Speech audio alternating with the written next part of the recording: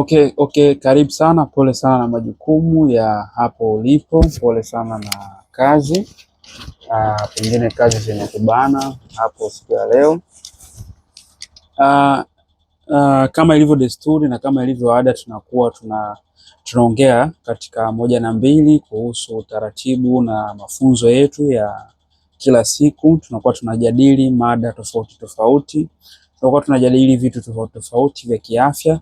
Pole sana na kazi kwa hizi siku mbili, nilikuwa kidogo nimetingwa kwa hatukuweza kurekodi kipindi kidogo hichi. Asa leo tunapenda kuelezea au tunapenda kuchambua, tunazungumza na mwanamke ambaye ana ujauzito mdogo, au dalili zipi ambazo unaweza tukazijua kwamba hii ni mimba changa. Yaani kitu gani kitakachosababisha kujua kwamba una mimba changa. Leo tutaziangazia dalili 10. Tukizungumzia mimba changa tunakusudia ni mimba ambayo ina wiki 1, ina wiki 2, ina wiki 3 kushuka chini. Hapo hiyo tunaita mimba changa. Sasa leo tutazungumzia dalili 10 ambazo tumechambua kidogo kwa kadri ya muda unavyoruhusu. Na ukiwa na dalili 2 haimaanishi kwamba tayari wewe ni mjamzito. Utakiwa walau uanzie kuanzia 5, 6 tayari uwe nazo, la pia vipimo vinahusika.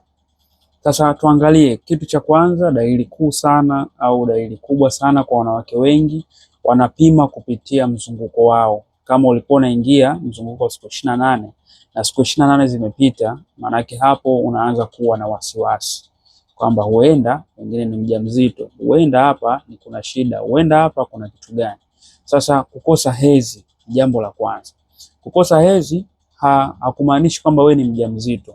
Kunaweza kumaanisha kwamba wewe ni mjamzito, lakini ikiwa hauna changamoto yoyote, labda mabadiliko ya hormone au mabadiliko ya nini, au mabadiliko ya labda changamoto, labda ulikuwa na changamoto ya PID, labda una changamoto labda ya uvimbe au mirija, kukosa hedhi kusababisha kitu kama hicho, au ulishawahi kutumia uzazi wa mpango kisikufanye kwamba ukaamini tayari wewe ni mjamzito.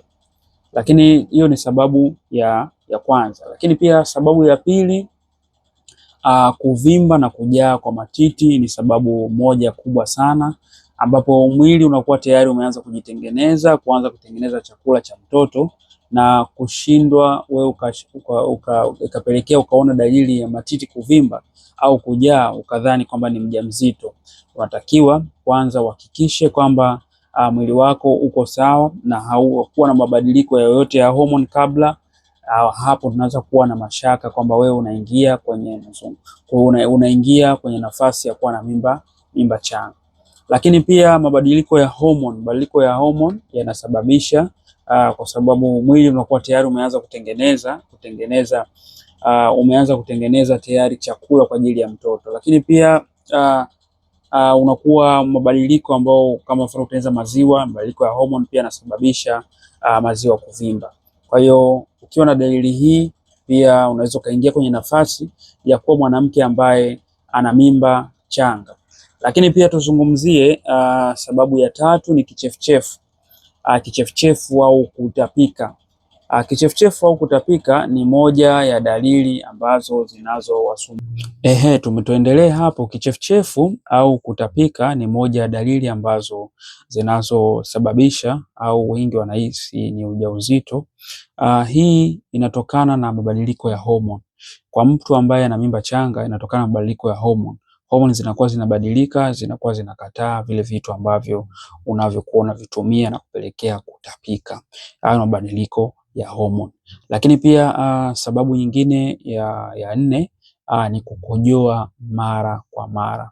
Ikiwa wewe unapitia changamoto labda ya kukojoa mara kwa mara kwa sababu ya hormone, mabadiliko ya hormone yanapelekea ile metabolism inazidi kuwa kubwa, utumiaji wa maji unakuwa ni mkubwa mwilini kwa sababu unakuwa utumii peke yako, unakuwa unashare na mtoto au kiumbe chako tumboni. Kwa hiyo matumizi ya maji yanakuwa ni makubwa, kwa kupelekea changamoto ya kukojoa mara kwa mara kwa wanawake, ambapo chanzo chake inakuwa ni kubadilika kwa hormone mwilini.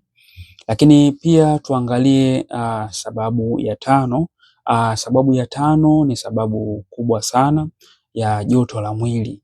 Joto la mwili kubadilika. Sasa isiyo una joto la mwili kubadilika ukadhani kwamba tayari wewe ni mjamzito au una mimba changa. Unaweza pia ukabadilika kwa hormone kwa sababu ya vitu vingine, labda let's say kukawa kuna mabadiliko labda mabadiliko ya hali ya hewa, au umekaa jikoni ukasema bwana, mimi sasa hivi nimehisi joto kubwa au kipindi cha joto, ukasema bwana, mimi tayari nahisi nina mimba changa. Kwa mtu ambaye ana mimba changa, basi anakuwa anapata joto kali kwa sababu anakuwa mwili wake unakuwa unatengeneza joto ambalo linakuwa linazalisha energy nzuri kwa ajili ya mtoto au energy kwa ajili ya kiumbe chako tumboni. Sasa unapokuwa unakutana na hii, manake usije ukasema kwamba joto lako kwa sababu ni kubwa sikupelekea kwamba ukaamini kwamba ni mjamzito. Lakini pia tuangalie sababu ya sita. Sababu ya sita inakuwa ni uchafu usio wa kawaida.